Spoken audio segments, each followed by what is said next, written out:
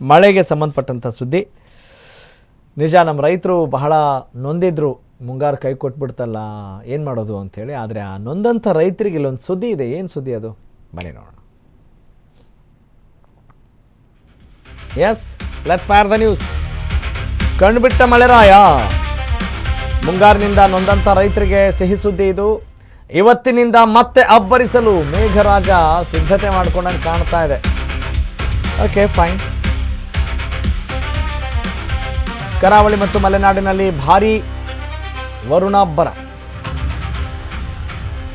ಮತ್ತೆ ರಾಜ್ಯದಲ್ಲಿ ಅಬ್ಬರಿಸಲು ಮಳೆರಾಯ ಸಜ್ಜಾಗಿದ್ದಾನೆ. ಮಳೆ ಬರುತ್ತೆ ಅನ್ನೋ ಮಾಹಿತಿ ಇದೆ. ಒಟ್ಟಿನಲ್ಲಿ ನಮ್ಮ ರೈತರು ಸಂತೋಷ ಇದ್ದರೆ, ಅವ್ರ ಖುಷಿ ಇದ್ದರೆ ಕೃಷಿನೂ ಆಗುತ್ತೆ, ನಾವು ಕೂಡ ಖುಷಿಯಿಂದ ಇರ್ಬೋದು. ಅನ್ನದಾತರ ಮೊಗದಲ್ಲಿ ಒಂದಿಷ್ಟು ಮಂದಹಾಸ ಮೂಡಿದಂಗೆ ಕಾಣ್ತಾ ಇದೆ. ರೈತರ ಅಳಲನ್ನು ಕೇಳಿ ಮೇಘರಾಜ ಸಜ್ಜಾಗಿದ್ದಾನೆ ಕಣ್ಬಿಡಲಿಕ್ಕೆ. ಇವತ್ತಿನಿಂದ ರಾಜ್ಯಾದ್ಯಂತ ಆರ್ಭಟಿಸಲಿದ್ದಾನೆ ವರುಣ. ಮಳೆ ಬರುತ್ತೆ ಒಳ್ಳೆಯ ಪ್ರಮಾಣದಲ್ಲಿ. ಹವಾಮಾನ ಇಲಾಖೆಯಿಂದ ರಾಜ್ಯದ ಜನರಿಗೆ ಗುಡ್ ನ್ಯೂಸ್ ಕೂಡ ಸಿಕ್ಕಿದೆ.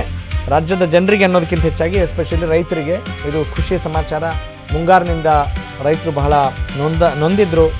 ಏನಪ್ಪ ಮಾಡೋದು, ನಾವು ಮಳೆ ನಂಬ್ಕೊಂಡು ಜೀವನ ಮಾಡ್ತಾ ಇದ್ದೀವಿ, ಹಿಂಗಾದ್ರೆ ಹಿಂಗೆ ಅನ್ನುವ ಆತಂಕದಲ್ಲಿದ್ದರು. ಆದರೆ ಹವಾಮಾನ ಇಲಾಖೆ ಕೊಟ್ಟಿರುವ ಸೂಚನೆ ಮೇರೆಗೆ ಮಾಹಿತಿಯನ್ನು ಆಧರಿಸಿ ಹೇಳೋದಾದರೆ ಕರಾವಳಿ ಮತ್ತು ಮಲೆನಾಡಿನಲ್ಲಿ ಭಾರೀ ಮಳೆ ಆಗಬಹುದು, ಮತ್ತು ರಾಜ್ಯದಲ್ಲಿ ಮಳೆ ಆಗಬಹುದು ಅನ್ನುವ ಮಾಹಿತಿ ಇದೆ. ಅನ್ನದಾತರ ಮೊಗದಲ್ಲಿ ಪುಷ್ಯ ಮಳೆಯ ಮಂದಹಾಸ. ಇದು ಪುಷ್ಯ ಮಳೆ ಅಂತ ಕರೀತಾರೆ.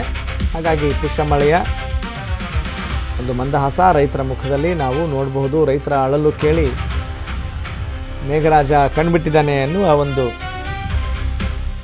ಹೋಲಿಕೆ, ಒಂದು ಖುಷಿಯಿಂದ ಹೇಳ್ತಾ ಇರುವಂಥ ಸುದ್ದಿ ಅದು.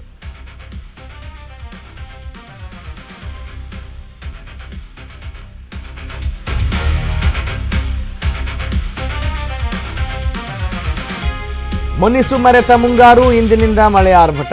ಎಸ್, ವಿನೋದ. ಕರಾವಳಿ ಜಿಲ್ಲೆಗಳಲ್ಲಿ ಬಿರುಗಾಳಿ ಸಹಿತ ಮಳೆಯಾಗುವ ಸಾಧ್ಯತೆ ಇದೆ. ಕರಾವಳಿ ಜಿಲ್ಲೆಗಳಲ್ಲಿ ಮಳೆಯ ತೀವ್ರತೆ ಹೆಚ್ಚಾಗುವ ಸೂಚನೆ ಇದೆ.